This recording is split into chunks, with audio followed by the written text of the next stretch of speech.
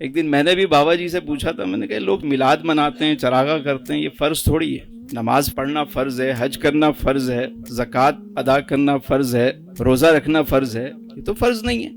تو بابا جی نے بڑی عجیب بات کہی، کہنے لگے بیٹا فرض جو ہوتا ہے نا وہ تو ہر صورت میں ادا کرنا ہی ہوتا ہے، چاہے آپ مجبور ہو کے کریں چاہے آپ مسرور ہو کے کریں۔ بھئی زکوٰۃ دینی ہے، فرض ہے آپ پہ، صاحب نصاب ہے تو دینی پڑے گی، چاہے وہ مسرور ہو کے دے یا مجبور ہو کے دے۔ حج جو ہیں، مناسک حج جو ہیں وہ ادا کرنے ہی کرنے ہیں، چاہے دل چاہے آپ کا یا نہ چاہے۔ کبھی کبھی دل نہیں چاہ رہا ہوتا کہ اس ٹائم اٹھ کے جائیں، مینا جائیں، مزدلفہ جائیں، جا کے نہیں، ابھی اسی اوقات میں کرنا ہے، تمہارا دل چاہے یا نہ چاہے اسی ٹائم ہی کرنا پڑے گا، چاہے مسرور ہو کے کرو چاہے مجبور ہو کے کرو۔ اللہ نے جو فرائض رکھے ہیں وہ سب پر لازم ہے، یہ عبادت ہے۔ اور جہاں بات محبت کی آئی نا، عشق کی آئی، تو اسے فرض قرار نہیں دیا۔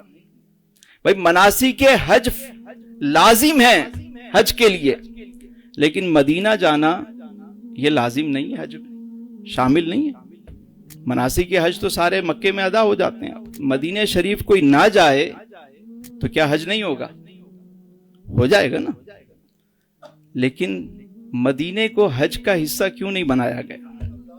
تاکہ یہاں تو کوئی مجبور ہو کے کرے یا مسرور ہو کے کرے، اسے کرنا ہی پڑے گا، لیکن میرے محبوب کے در پہ کوئی آئے تو صرف مسرور ہو کر ہی آئے۔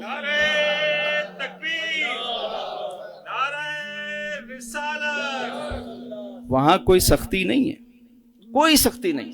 بھئی چراغاں کرنا کوئی فرض واجب نہیں ہے، نہیں ہے نا، لیکن جو چراغاں کرتے ہیں یہ یقین ہے کہ وہ مجبور ہو کے نہیں کرتے، کیا کرتے ہیں؟ مسرور ہو کے کرتے۔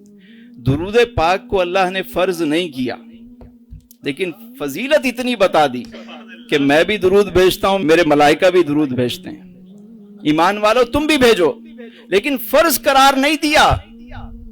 کیوں؟ کیونکہ درود کی توفیق ہر ایک کو رب نہیں دیتا، صرف درود کی توفیق رب تعالیٰ اسے عطا فرماتا ہے جسے وہ پسند کرتا ہے۔